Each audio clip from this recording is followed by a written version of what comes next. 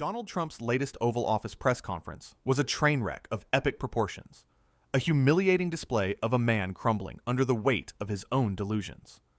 From a jaw-dropping admission of his dictatorial ambitions to a pathetic attempt to hide a health crisis, Trump's performance was a masterclass in incompetence, confusion, and desperation. This wasn't just a press conference, it was a public implosion, a glaring reminder of why this fading, flailing former reality star is unfit to lead. Democrats must seize this moment to expose Trump's weaknesses and rally behind a vision of strength, clarity, and progress. The moment Trump opened his mouth, it was clear he was lost in a fog of his own making. He bragged about a non-existent weekend speech, crowing, "I was so proud as I said, we've had 0 murders in the last week." 0 murders? 0 speeches, more like it.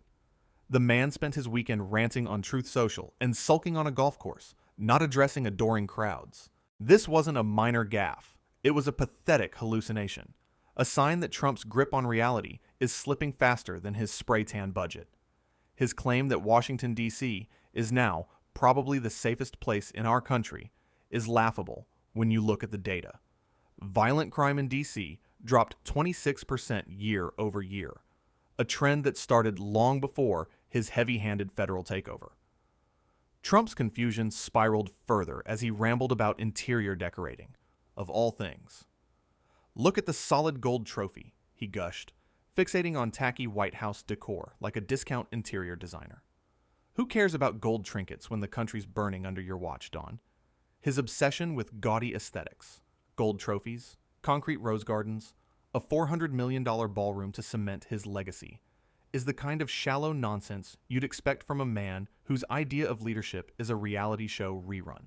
It's not just embarrassing, it's a national disgrace that our so-called president is more concerned with White House curb appeal than actual governance. Then came the bombshell, Trump's blatant admission of his authoritarian wet dream. "A lot of people are saying, maybe we like a dictator," he sneered, practically salivating at the thought. "I'm not a dictator, but people say they want a dictator." Which people, Don? The voices in your head? This is the same guy who's been itching for an illegal third term, who's openly mused about being dictator on day one. He's not even pretending anymore. He's admitting he wants to torch democracy and rule like a tin-pot tyrant. And the worst part? His base eats it up, cheering for a man who'd rather be king than president. It's a chilling reminder of how far he's willing to go to cling to power. Laws be damned. If Trump's mental meltdown wasn't bad enough, his physical decline was on full display. The man who's been caking on makeup thicker than a Vegas showgirl accidentally flashed a bruise on his hand before yanking it back like a kid caught stealing cookies. He knows we're watching. He knows we're talking about his health, and he's terrified. The bruise, the shaky hands, the slurred words. It's all adding up to a man who's falling apart faster than his cheap comb-over in a windstorm.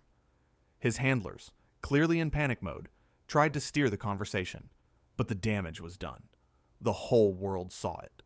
Trump's not just mentally unfit, he's physically crumbling, and no amount of orange concealer can hide it. And let's talk about his cognitive collapse. Trump needed his team to explain his own executive order to him, on camera no less. "Could I ask you to say exactly what this is?" he mumbled, looking like a lost tourist asking for directions. Imagine the headlines if a Democrat did this. President forgets his own policy. But with Trump, it's just another Tuesday. His team had to spoon-feed him details about his cashless bail crackdown, a policy he's been harping on for months. This isn't leadership. It's a sad puppet show, with Trump as the marionette, strings pulled by aides who know he can't string 2 coherent thoughts together. Trump's press conference wasn't just a display of incompetence. It was a window into his corrupt soul. He raged against the radical left media, whining about 97% negative stories, while claiming he won all 7 swing states in a landslide. Let's be real. His landslide is as real as his hairline.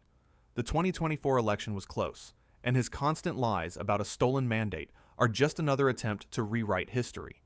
He's not winning hearts and minds. He's bullying the press into submission. desperate to control the narrative because the truth is his kryptonite. And then there's his obsession with power. Trump's takeover of D.C. His police and deployment of armed National Guard troops isn't about safety. It's about flexing his muscles like a wannabe dictator. He's claimed he can keep troops in D.C. as long as I want by declaring a national emergency, a move that spits in the face of the district's Home Rule Act.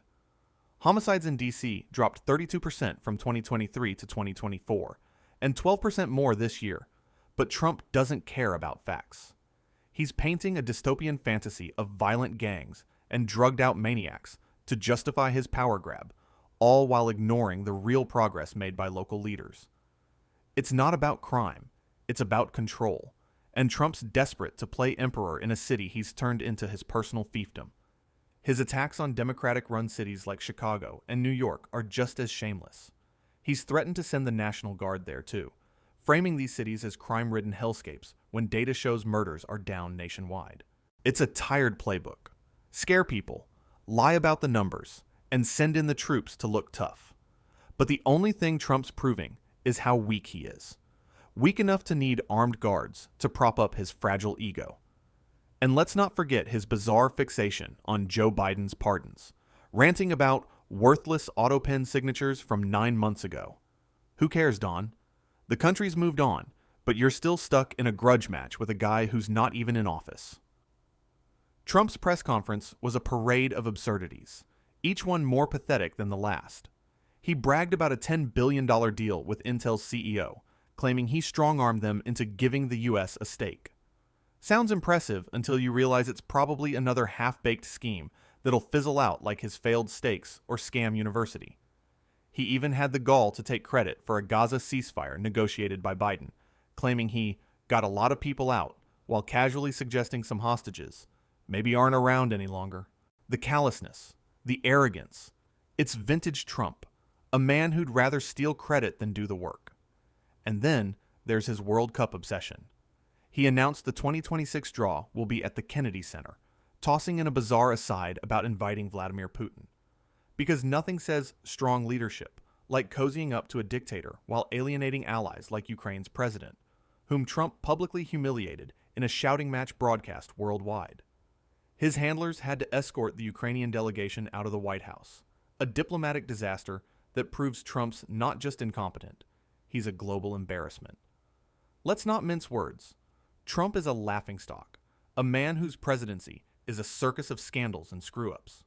His attacks on the press, his threats to democracy, his obsession with gold-plated nonsense, it's all a desperate attempt to distract from the truth. He's a flailing has-been who's in over his head. Democrats can't afford to sit back and let this clown show continue. We need to call out his lies, mock his absurdities, and fight his authoritarian power grabs with everything we've got. This isn't just about winning elections. It's about saving our country from a man who'd burn it all down for a third term.